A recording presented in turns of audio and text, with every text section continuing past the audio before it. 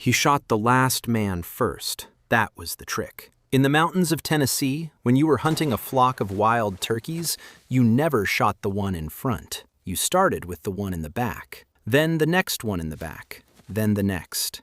Because turkeys are stupid in a specific way. The ones in front don't look behind them. They don't know their numbers are shrinking until there's nobody left. On October 8, 1918, in the Argonne Forest in France, Corporal Alvin York used that same technique on German soldiers. He started shooting the ones in the back of the line, then the next, then the next. By the time the men in front realized what was happening, their unit had been cut in half by a man lying in the mud with a rifle, picking them off the way he'd picked off turkeys since he was a boy. He killed 25 of them. He captured 132. He silenced 35 machine guns. And he did it as a man who had tried to get out of the war because he believed killing was a sin. Marshal Foch, the supreme Allied commander of the entire Western Front, looked at what York had done and said, "What you did was the greatest thing accomplished by any private soldier of all the armies of Europe." His name was Alvin Cullum York. He was a moonshiner's son from the poorest valley in Tennessee who couldn't read until he was a grown man. He tried to be a conscientious objector. The army said no. He went to France with a rifle he didn't want to carry and a Bible in his pocket that told him he shouldn't. And then, in one morning in the Argonne Forest, he became the most famous soldier in the world. Alvin Cullum York was born on December 13, 1887, in a two-room log cabin in the Wolf River Valley in Fentress County, Tennessee. He was the third of 11 children. His father, William, was a farmer and a blacksmith who could barely feed his family on the Rocky Mountain soil. His mother, Mary, held the household together through sheer will. The Cumberland Mountains of Tennessee in the 1890s were as isolated as anywhere in America. No electricity, no paved roads, no schools worth attending. The York children went to class when they could be spared from chores, which wasn't often. Alvin received a sum total of about 9 months of formal education across his entire childhood. What he received instead was a rifle. Hunting wasn't a hobby in Fentress County. It was survival. William York put a gun in Alvin's hands when the boy was barely old enough to hold it and told him to bring back dinner. Alvin learned to shoot the way all mountain boys did, by necessity, by repetition, by the cold arithmetic of 1 bullet equals 1 meal. Ammunition cost money, misses cost food. By the time he was a teenager, Alvin York could hit a turkey in the head at a distance that would make a competition marksman think twice. He supplemented the family income by winning local turkey shoots, marksmanship competitions where the prize was the turkey itself.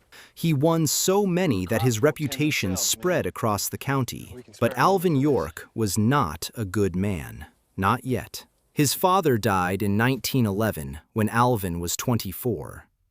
Without William's discipline, Alvin went wild. He drank. He gambled. He brawled in bars and roadhouses across the Tennessee-Kentucky border. He was, by his own admission, mean as a rattlesnake. His mother prayed for him. His neighbors avoided him. Then, sometime around 1914, Alvin York walked into a revival meeting at a small church in the valley. Whatever happened inside that building, he never fully described it, changed him completely. He stopped drinking. He stopped fighting. He stopped gambling. He joined the Church of Christ in Christian Union, a small fundamentalist denomination that took the Bible literally and the commandment, "Thou shalt not kill," as absolute law. Alvin York became a devout Christian, a pacifist. A man who believed with every fiber of his being that taking a human life was a sin that no earthly authority could justify. 3 years later, his country asked him to do exactly that. In 1917, the United States entered the First World War. Alvin York received his draft notice. He was 30 years old. He filed for conscientious objector status. His church supported him. The Church of Christ in Christian Union was a recognized peace church. His pastor wrote letters on his behalf. The draft board denied him. His denomination was too small, too obscure, too far from the mainstream peace churches that the government recognized. In the eyes of the United States Army, Alvin York's religious beliefs didn't qualify. He was inducted into the 82nd Infantry Division, the All-American Division, so named because its soldiers came from all 48 states. He was assigned to Company G, 328th Infantry Regiment. He reported for training at Camp Gordon, Georgia, carrying a Bible and a conscience that was tearing him apart. His company commander, Captain Edward Danforth, and his battalion commander, Major George Buxton, both recognized that they had something unusual on their hands. A man who was physically the best soldier in the unit, but morally opposed to everything the unit existed to do. Buxton, himself a religious man, sat down with York and discussed scripture. They talked about the passage in Luke where Jesus tells his disciples, "He that hath no sword, let him sell his garment and buy one." They talked about the idea that sometimes God's work requires a man to fight. York went home on leave. He spent days in the mountains, praying, reading his Bible, wrestling with the question that would define his life. His country was telling him to fight. His God was telling him not to kill. Both commands felt absolute. Both felt true. He came back to camp. He picked up his rifle. He never fully explained what changed his mind. The closest he ever came was this: "I'm not going to try to explain it, for I can't. I just felt that the Lord would look after me, and so I went to war." York arrived in France on June 27, 1918. By October, his unit was in the Argonne Forest, the largest and deadliest American operation of the entire war. 120,000 American soldiers were fighting through dense forest against a German army that had spent 4 years fortifying every hill, every ravine, every tree line. On the morning of October 8, 1918, York's battalion was ordered to capture a stretch of the Decauville Railroad near the town of Châtel-Chehery. The railroad was a critical German supply line. Capturing it would crack the Hindenburg Line and potentially end the war. The problem was the machine guns. German machine gun nests were dug into the ridges above the valley, and they had clear firing lanes on every approach. York's regiment advanced and was cut to pieces. Men dropped in the mud, in the grass, in the open ground between the trees. The attack stalled. Sergeant Bernard Early took a patrol of 17 men, including Corporal York, on a flanking mission behind the German lines. They were supposed to loop around the machine gun positions and hit them from behind. They got lost. Their map was in French. They stumbled deeper behind enemy lines than intended and walked straight into a German command post. A brief firefight broke out. The Germans at the command post surrendered, but as the Americans were rounding up prisoners, machine guns on the ridge above opened fire. The guns raked the patrol. 6 Americans were killed instantly. 3 were badly wounded. Sergeant Early was hit multiple times. Of the 17 men who had started the patrol, only 8 were still able to fight. Corporal Alvin York was the highest-ranking man among them. The 7 surviving Americans took cover and guarded the prisoners.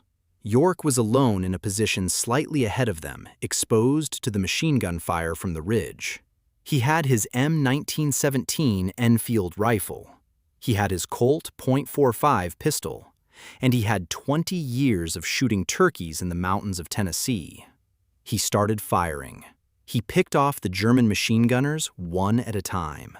Careful, deliberate shots from a prone position, aimed at men who were 200 yards away, partially concealed behind earthworks, firing at him with automatic weapons. One shot, one kill. Work the bolt, find the next one. He shot the ones in the back first, the turkey technique. The men in the front of each gun crew didn't know their numbers were dropping until it was too late. By the time the front gunners realized what was happening, the men behind them were already dead. The Germans were furious.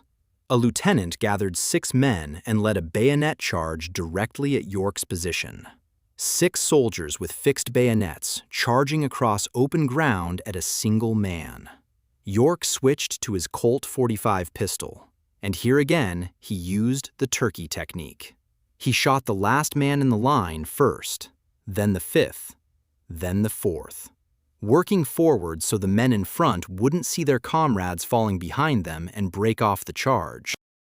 He killed all 6. The lieutenant was the last to fall.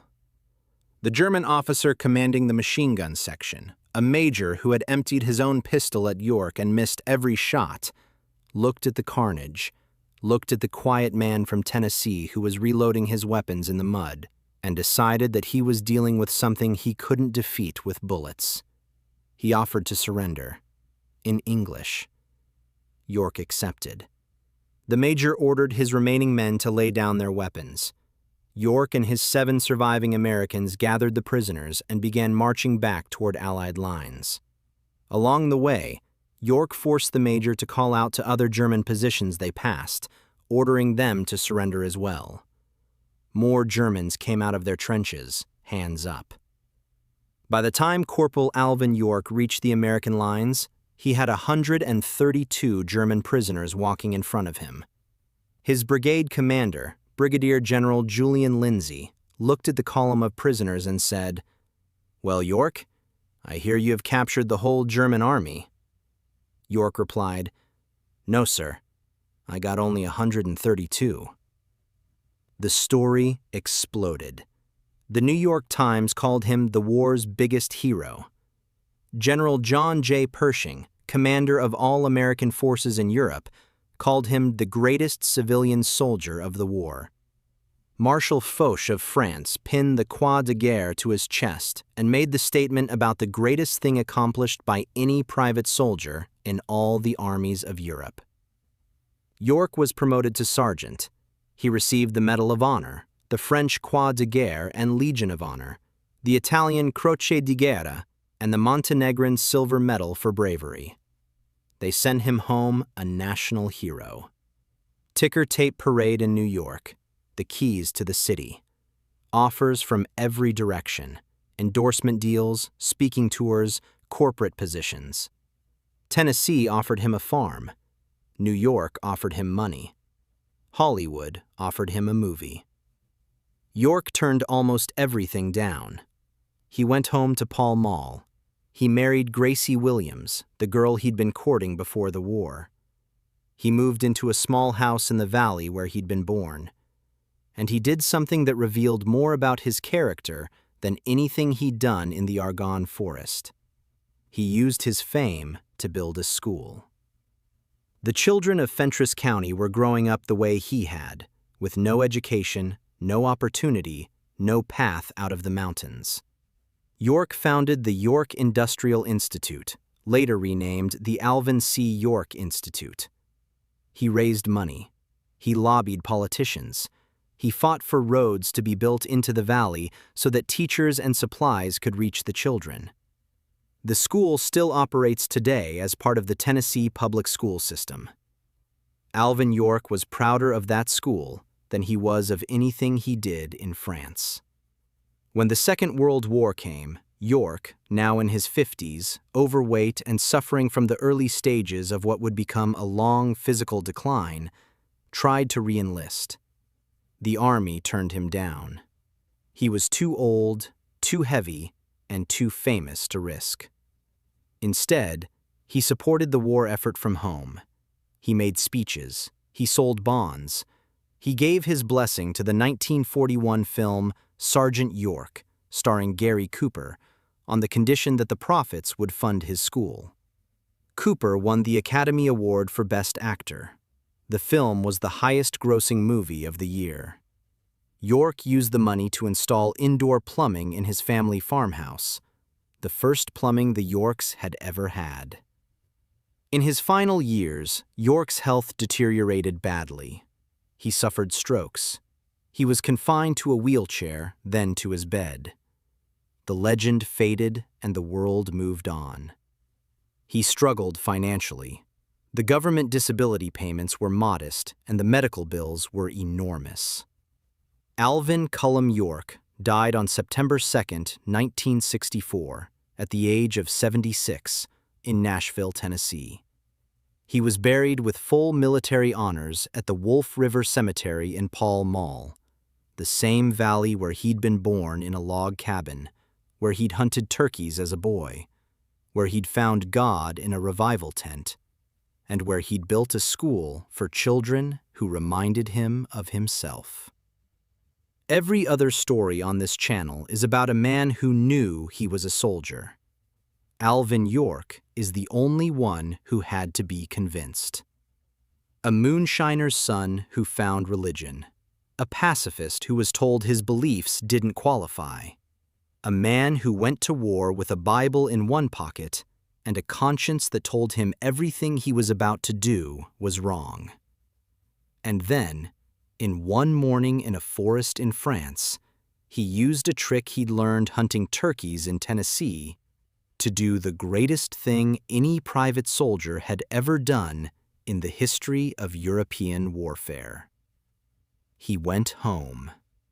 He built a school. He never bragged. He never profited. He used a movie about his life to install plumbing in his house. No, sir. I got only 132.